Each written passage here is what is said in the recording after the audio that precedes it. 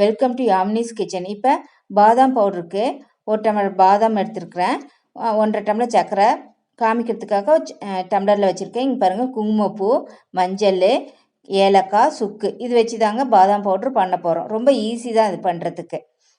இங்கே பாருங்கள், பாதாமை வந்து ஃபஸ்ட்டு தண்ணியில் நல்லா கொதிக்கிற தண்ணியில் போட்டு ஆஃப் பண்ணிவிடுவேன். ஆஃப் பண்ணிவிட்டு அந்த தோலை எடுத்துப்போம். பாருங்கள், நான் காமிக்கிறேன் எப்படி தோல் எடுக்கிறதுன்னு.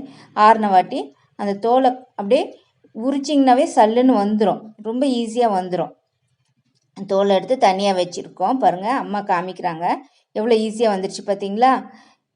இப்போ வந்து ஏலக்காய் போட்டு 5 6 ஏலக்காய் போட்டு நல்லா ரோஸ்ட் பண்ணிடணும். அதோட சுக்கு போட்டிருக்கேன். சுக்கும் காமிச்ச அளவு சுக்கு, அப்புறம் மஞ்சத்தூள். அந்த மஞ்சத்தூள் போட்டு இது பண்ணிக்கிறேன், ஏன்னா வாசனை வராது, மஞ்சத்தூள் வாசனை. இப்போ பாதாம் தோல் எடுத்த பாதாமை ஃப்ரை பண்ணிக்கிறேன். இப்போ வந்து சர்க்கரையோட 1.5 டம்ளர் சர்க்கரையோட அந்த சுக்கு, ஏலக்காய், மஞ்சத்தூள் போட்டு இது பண்ணிக்கிறேன்,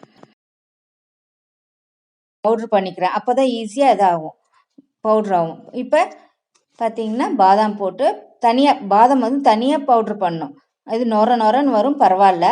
இப்போ சர்க்கரையோட திருப்பி அந்த பாதாமையும் ஒரு ரொட்டேட் பண்ணிக்கோங்க. பாருங்கள், அதோட பாதாமையும் போட்டு ரொட்டேட் பண்ணியிருக்கேன். அந்த சர்க்கரையில் சுக்கு, ஏலக்காய் எல்லாம் இருக்குதுல்ல, அதோட பாதாமும் போட்டிருக்கேன். கொஞ்சம் நொரன்னு இருக்கும், பரவாயில்ல. இப்படி தாங்க பாதாம் பவுட்ரு மிக்ஸ் பண்ணுறது. கொஞ்சம் சேர்த்தி இன்னும் கொஞ்சம் மஞ்சளாக வேணும்னா கொஞ்சம் மஞ்சள் சேர்த்திக்கோங்க, அவ்வளோதான்.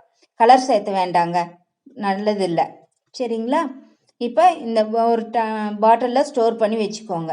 மேலே கவர் போட்டு ஃப்ரிட்ஜில் வச்சுட்டிங்கன்னா கெட்டே போகாது. இப்போ நல்லா பால் சுண்ட காய்ச்சிக்கிறேன்.